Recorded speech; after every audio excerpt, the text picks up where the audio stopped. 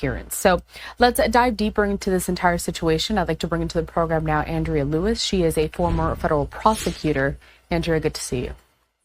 Good to see you. Thank you for having me. So let's just start with, what are prosecutors thinking at the moment when you have such a high-profile assassination of a political activist that is really prominent around the world? As you can see, what's going through their minds? Well, look, there's a lot to take in. And so the first steps in any investigation, especially one with the magnitude that this one has, is going to be collecting the evidence. They have to analyze it to determine a motive. They obviously have a pretty good idea of what was going on in this guy's head, but they need to fine tune that. And so keep in mind, you just saw thousands of people who were there and witnessed this. Those people, what they saw, what they heard that day, they're witnesses. They need to dig into that and get that information, along with capturing video footage, along with looking at his online fingerprint. We've already heard there was a lot of chatter online from him talking to other people both before and after this. So they're going to have to analyze all that. Speaking to the roommates, we've heard an awful lot about them. So there's going to be a lot that they need to take in, analyze, and then determine what the appropriate charges will be. Just showcasing here some of the photos that we had from surveillance footage there on the scene. It's what the FBI first released in order to be able to capture this suspect. Andrea, I want to go back to a point that you made here. When it comes to a motive, as we also take this live look out in Phoenix, Arizona, that is where a Turning Point USA headquarters is located. But Andrea, how important is it to find a motive when prosecuting this case, and how does that affect the punishment overall? Well, that's a great question. And so motive, sometimes you have strong evidence of it and sometimes you don't. Sometimes you just know the person did it and we'll never know why, but they did. Here, I don't think that's going to be the case. This guy has so many communications with others. We know he had sort of a hatred, based on what we've heard so far, for Charlie Kirk and maybe some of his views. And so the motive is really taking shape. Now, why is that important? Well, number one, when this case is going to be presented to a jury, it helps juries, as it would anyone, to be able to tell the full story so they can see, make sense of this, and understand exactly why this person did what he did. And also, were others involved? I don't think we really know that yet. And I know that authorities are really doing a deep dive into that. That's important. Is this a conspiracy? Will those type of charges be brought?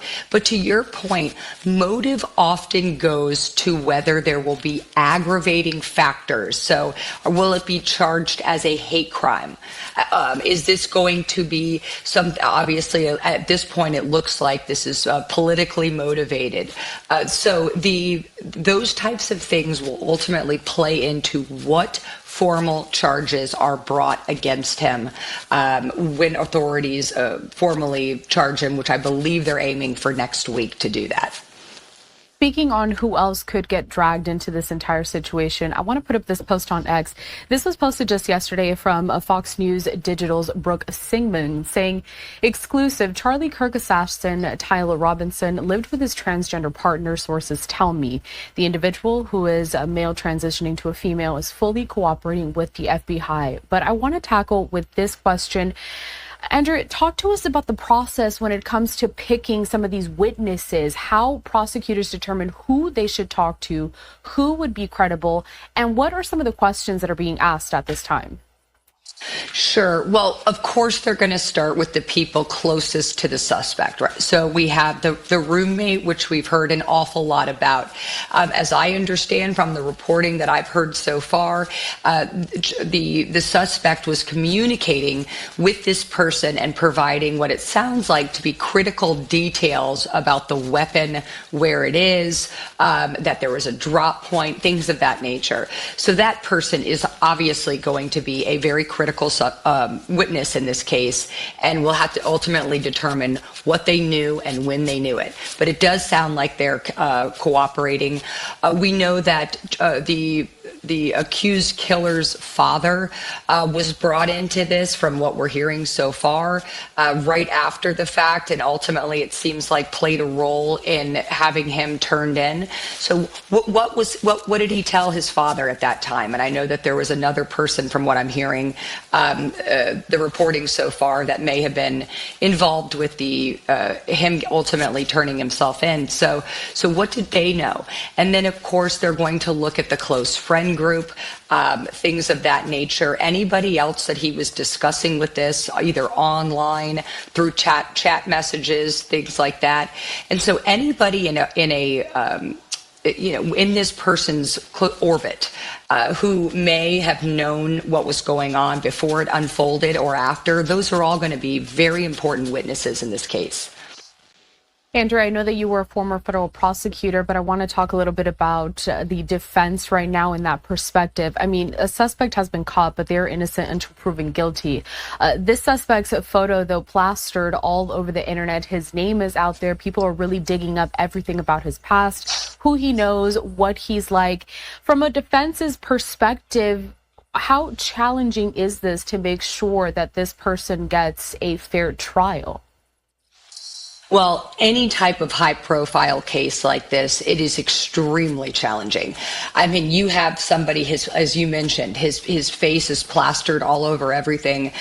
People are talking about this at their work and at social gatherings, and this is really a topic of conversation, not only across the United States, but in other parts of the world as well. So he is highly recognizable, and certainly that there's going to be a lot of issues that are going to come up during this trial to make sure he can get a fair trial, which of course is the foundation of our justice system here in America.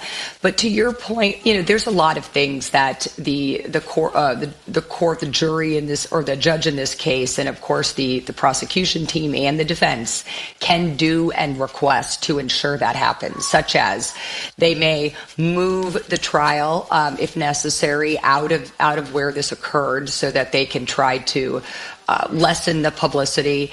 They, of course, are going to go through a rigorous jury selection where they try to weed out anybody that could not be fair because of things that they've heard or family members have heard, or if they already have made a decision. So there are a lot of things that they can do, but you are 100% right, and it's going to be very challenging to do that considering the high-profile nature of the case. And then, Andrea, this did just happen. It was just a few days ago. It hasn't even been a week. Already, we're looking ahead to some of these charges that may be filed, federal charges coming up this next week. But when it comes to seeing a potential trial date, I mean, how long does that really take? In a case like this, it could take quite a while.